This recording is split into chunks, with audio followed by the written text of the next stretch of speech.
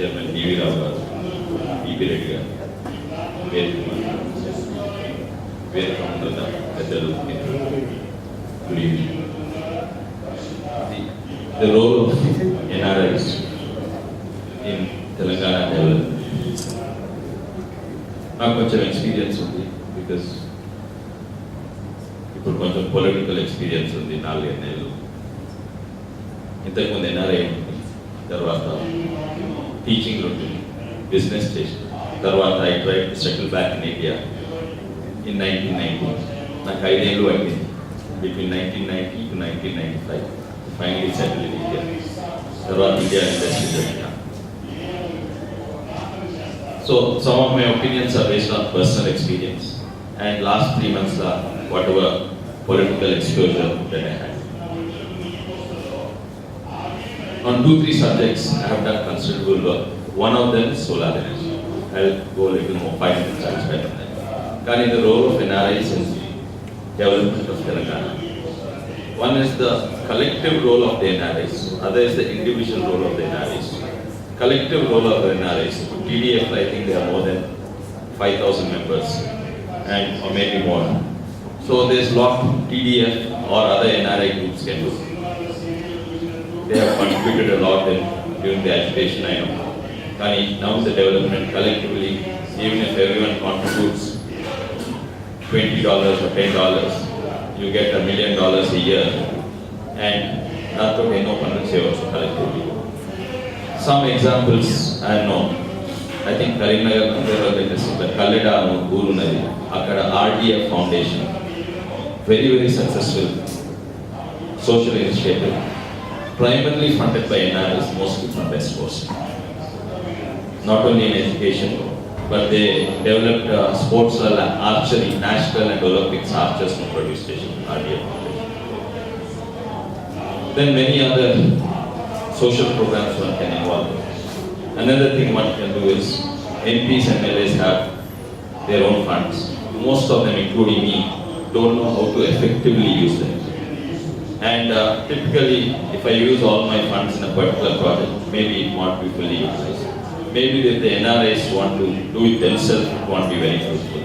So you can attach your programs to MPs or MLAs. We can contribute some fund and you can contribute some fund and complete the project effectively, because the monitoring can be done by you also. So collectively there are many opportunities. But coming back to individual contribution depends on their own situation, what stage of life they are. They are student NRIs, young professionals, businessmen NRIs who have successfully at the end of their career they want to come back to India, NRIs who want to contribute in social work, and also some NRIs want to join political parties. All these are possible and you can contribute. One example, a particular NRI I would like to give. Also NRIs with professional experience can contribute professionally here. But one example I'd like to give, one NRI who's making, I think is probably a member of TDF, who's making significant contributions here. Naku, Anta Dekar Parchay, nowadays I keep meeting him. He was an expert on water resources. He joined BJP party. Now he's inside the BJP party and he's the key man on water resources. Sriram Vedregaru, I think you know. Oh, he was here. So I think he's making significant impact because they have studied the Tennessee Valley river system, and when they speak with larger exposure, there are so many experts here, but they, for some reason they can be more recognized because they bring not only the Indian knowledge and the global knowledge, they have global experience. And political parties do respect NRIs to join politics and advise them. Good or bad, there were other such NRIs, Sam Pitroda and others. But I know today Sriram Vedre is contributing significantly here. I got delayed because I am coming from August Fest study. That was HICC. It was about startup companies. Youngsters with new ideas, small companies they set up. Very small, 2 people, 5 lakh, 10 lakh investment. They have bright ideas, they're trying to raise money and make those small ideas into big business. So for youngsters, that opportunity is there, the young NRI professionals to come back here. Many such opportunities. There's funding available from angel investment. The laws are recently changed for youngsters to raise money just like big businesses.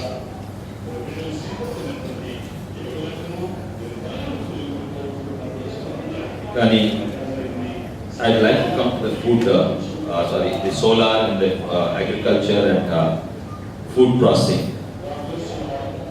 Last 3 days ago we met somebody from solar, 2 projects they came and presented to me, they wanted to meet the government because I was easily approachable. And one of them is extremely viable, but having said that, and a lot of you pointed out, there is no policy. I think the policy needs to wait because there are so many risks in solar energy.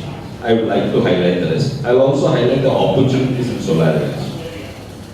I finished my engineering in 1983. From 1981, I've been following solar technology, photovoltaic cells, subsequently concentrated solar power.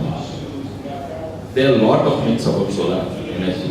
They come in newspaper because it's newsworthy. Because solar energy is a hope.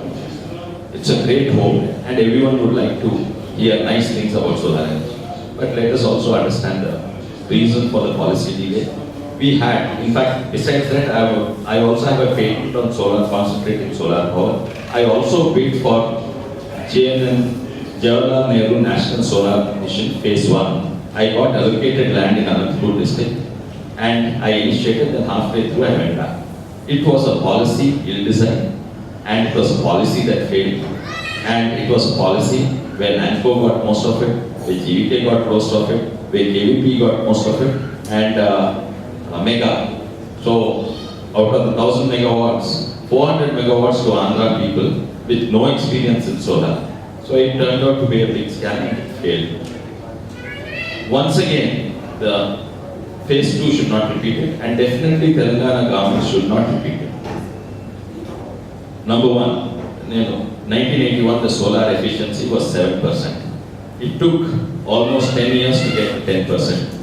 It took 20 years to get to 12%. Now it is between 12 to 17%. Good ones are about 15%. Till about, you say solar is a clean energy and all. The dirtiest energy available on earth, contradiction, just to await because you are, it's 9 o'clock so that everyone gets up. Till about 2 years back, dirtiest energy that can be produced is from solar energy. Everyone says it's clean and green. The reason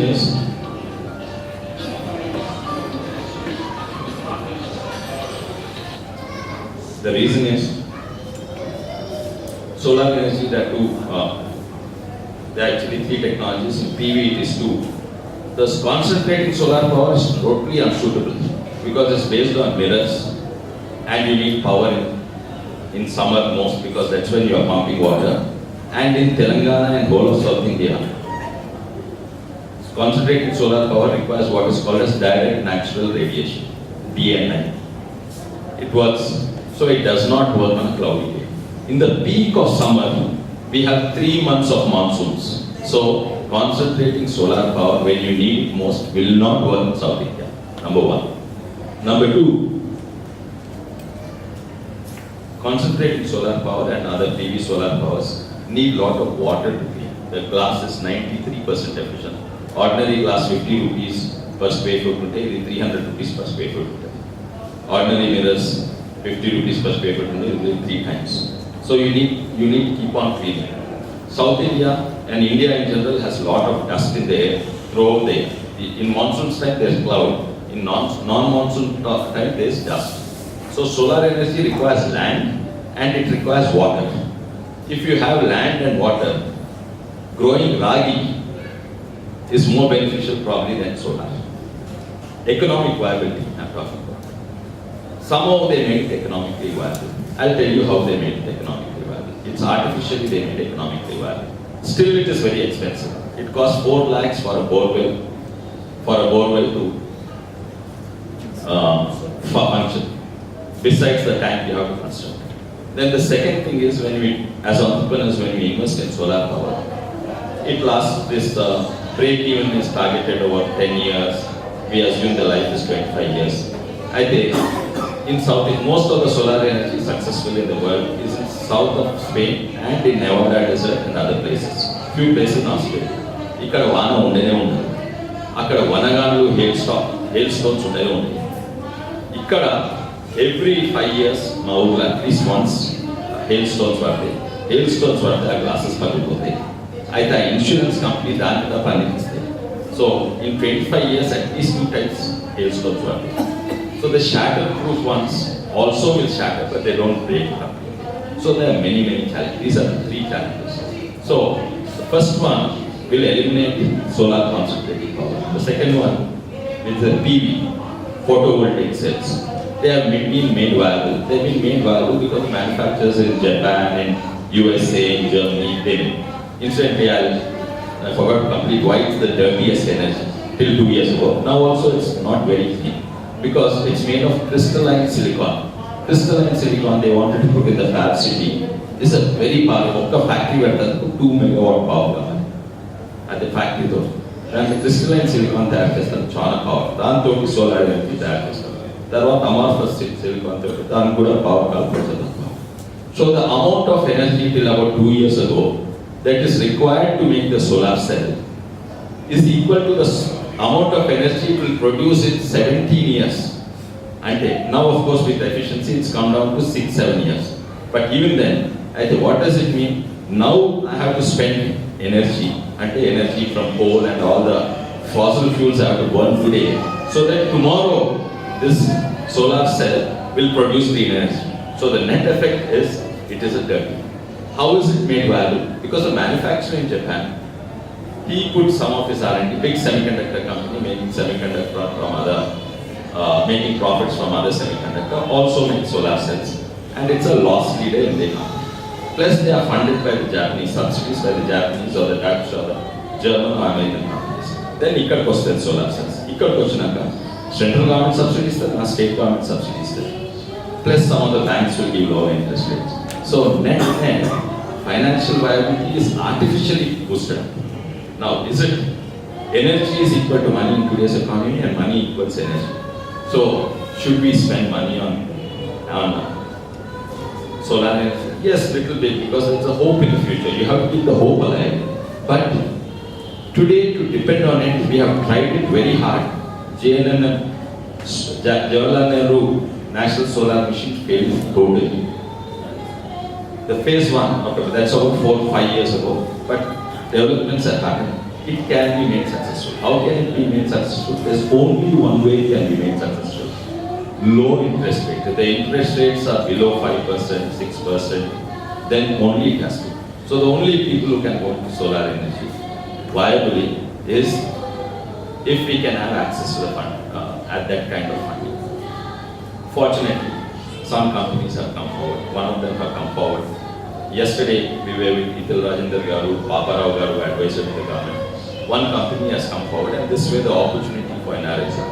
So they are willing to fund 90% at low interest rate with the Japanese technology. The Japanese technology they are willing to fund up to 95%. So they want to make government the nodal agency. The government has not finalized because the plan itself is not finalized. So up to 500 megawatts they are going to fund. So 500 megawatts can be 50, 10 megawatts or 500 megawatts, split up whichever. Then they will allow investors, whether local or NRIs, to invest in them. So there is some safety mechanisms. And the other thing is, I think Raghu Garu also had mentioned, a lot of people are coming. What experience you have? They don't have experience. But here they want to put 500 megawatts, 1000 megawatts. There is no credible player with good track record coming. There are people without track record, they are having the bravado to come and say 1000 megawatts will come. The other proposal, and in this particular one, the viability is only 5 rupees 45 paisa. So in all aspects it's good. I hope this is real. If that happens because of low funding, we can do that.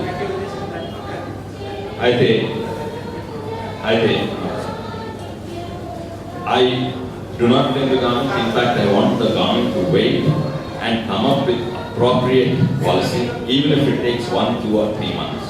So I think we should, even if it takes long, we have to do the right thing and we have to have the right policy. So on the solar itself, I would like to watch because we are getting all kinds of information. One is 9 rupees and it is the best under Ecoremo, practical, Ecoremo 545 is very viable and they are coming with the funding.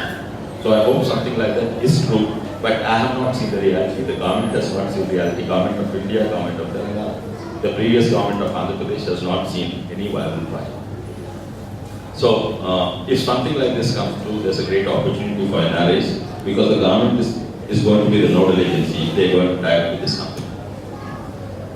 But I think there are many opportunities for young entrepreneurs.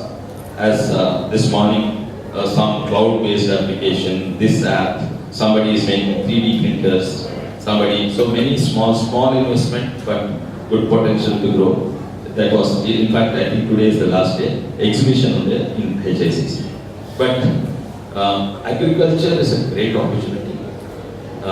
Strangely in my district, since last 1 year I've been visiting the rural area much more frequently. All the rich farmers are making money, all the poor farmers are losing money. And I think farming somehow has become little investment intensive, I mean not very much. And I think it's a great area for you to be in. And I'll just give one example which I'm personally trying out. And yesterday the Taiwan people, they also wanted to get into the agriculture technology here and food processing technology. The potential for that is very, very huge. That has something to do with the policy, but also the business opportunity aspect of agriculture. Just an example. We have a lot of overproduction. India does not have data on what is the productivity loss. We have data on the productivity but not on the loss. And typically, I believe 40% of all our vegetables are wasted. In fact, yesterday with the 2 days of rain, the entire tomato plantation is rotten. It's gone. About 1 month back, or 1.5 months back, the tomato prices were 1 lakh. Now in a greenhouse of half acre, one can produce between 15 to 30, greenhouse of 1 acre, one can produce between 30 and 60 tons of tomatoes. If theoretically we produce 60 tons and it's indeed 100 rupees at that point of time, then one can generate 60 lakhs on paper. But practically, I am very sure one can generate 15-20 lakhs. I have seen farmers in Chevella doing that kind of money. People in real estate have left their job, they have properties next to Lanco, and they are doing. I'll give you examples of that. So these are some of the areas. So these Taiwan people, of course, came with, okay, this is in a poly house, greenhouse, and there's a government is giving 90% subsidy. And these are the things that have to be moved forward. Then there's multiple others. National Institute of Plant Health has biofertilizer manufacturing project. Many projects viable in India. These we have to teach the farmers. We have to come. We have to make the first experiment, and then others will follow. So one of the things about greenhouses is when the productivity side, the price outside the greenhouse, the prices are low. When the prices are high, the productivity is low. In a greenhouse, there's a seasonal shift. When the prices are high, that's when you get the productivity. And that's when it's a great opportunity for farmers who put polyhouses. And the best part is, now all because of growing population, joint family fragmenting, each family has only 1 acre. This 1 acre, this thing can do magic for Telangana and any of you who are wishing to enter agriculture. There are many examples here. It is definitely late, and the another thing is our agriculture policy. This is where the policy comes into this thing. Today, a farmer in Rajasthan can take loan to grow rice, and he can take, and a farmer in West Godavari, East Godavari Delta can take loan to grow ragi, and both can insure. The insurance companies will give insurance, the banks will give loans for whatever you do. Now this insurance is a big technology, agriculture policy needs has to be looked at, and we need experts in agriculture to come and advise us on insurance, on banking, development banking in agriculture, and agriculture policy. Just like maybe the example I gave, one NRI came here and he's advisor to the government. There's a lot of technology. So there's great scope for professionals to come and aid the government. For some reason, the government recognizes, if I send a letter from Chevella, it may go unopened, but if a letter comes from USA with a US stamp, maybe it will be open. If there's a local expert, he may be ignored. If an expert comes from USA, so you do have that advantage, and you have the access to the politicians. Lastly, on the social side, I think the single biggest challenge that our country is facing is not communal violence, it's not inefficiencies, it's not cross-border terrorism, it's not health. I mean, all these are issues, but they're not the biggest. It's not even corruption. The single biggest problem we are facing in our country is employment for the youth. And that, I think we have failed miserably. Unfortunately, BJP also is positioning itself for failure because they have a great opportunity on the apprenticeship bill. They made some mistakes. I hope they correct it in the near future. So NRIs can contribute on the human resource development. Revati Garu also was mentioning the same thing. So human resource development. Now this can be a money-making opportunity, can be a business opportunity. It can be a social service that you can do doing. Depends on where in life you're coming. If you're a young entrepreneur, you can convert it to a business opportunity. If you're a professional who have made money and contribute to society, then it can be a social service. I think human resource development is one of the most important things. Strangely, some facts I'd like to give. In all over the world, the more educated you are, the less chances you'll be unemployed. In United States, all developing and developed world. In India, the more educated you are, the more chances of unemployment. The uneducated are fully employed in India. So there's our education system and things like that are not really tuned to, skill development, employment development, and I think that is one big area. I think where you can contribute. I'd like to stop here, but I think there's a great potential for NRIs to contribute. Depends on what they want to do in India. Do they want to start a business? Do they want to help the governments change policy? You can be a social activist, a political activist. You can be a social worker. It was extremely heartening to know that about Garu suggested and then about the tanks. This is social work, but can all of us do social work? No, some of us have to, we have a lifestyle day, we have to maintain at least part, we have to educate our children, we have to think. So it depends on where you are. I think there are greater opportunities today than ever before. And lastly, in these 3 days, we met about 4 or 5 companies. That solar company wants to invest 4,000 crores. They don't want to invest, they want to give to government so that they can in turn give it to these 10 megawatt, 25 megawatt or 50 megawatt private entrepreneurs. They can do the funding, they'll provide the technology and services. So one can get into the business opportunities with that. That's about 4,000 crores. Then this Taiwan company who wants to invest, they want to invest $2 billion in food processing. Hopefully they'll sign, and into manufacturing. I personally am not a great believer in manufacturing. Manufacturing is capital intensive. Nowadays high-tech manufacturing is all automated, and per crore of rupees it generates the least amount of employment. Whereas service sector, whether it's software or healthcare or hotels or any other services, service sector produces a lot of employment. Another thing about manufacturing is it's all automated, and all the automated equipment comes imported. So for some reason I think there's a policy one needs to, and these are some things I as a lame person, and because I have not studied the economics of manufacturing and employment and effect on GDP and other things. But I think these are some places the governments can possibly going in wrong direction. Definitely it has gone wrong in the apprenticeship bill. Definitely it has gone wrong in the agriculture policy. If you can take, someone was telling Telangana, I think it was Telangana rice పండిస్తున్నారు, Andhra they are trying to grow something else. Telangana ragi పండియాలి, wheat, they are changing those. And government should not incentivize wrong agriculture practices. That is what they are doing. They are incentivizing wrong agriculture practices. They are protecting wrong agriculture practices. And I think a lot of these policies need to be reviewed. But the good thing is, I think the government here and the government there are on the right track. And we are from the TRS party. We were very apprehensive when we went to Parliament. We thought that BJP is tied up with TDP so that they'll do so many things against Telangana and they will not be responsive to us. But after spending about 7 weeks in the Parliament, we find they are not against Telangana. They are responsive, although we come from TRS party, they are responsive to us.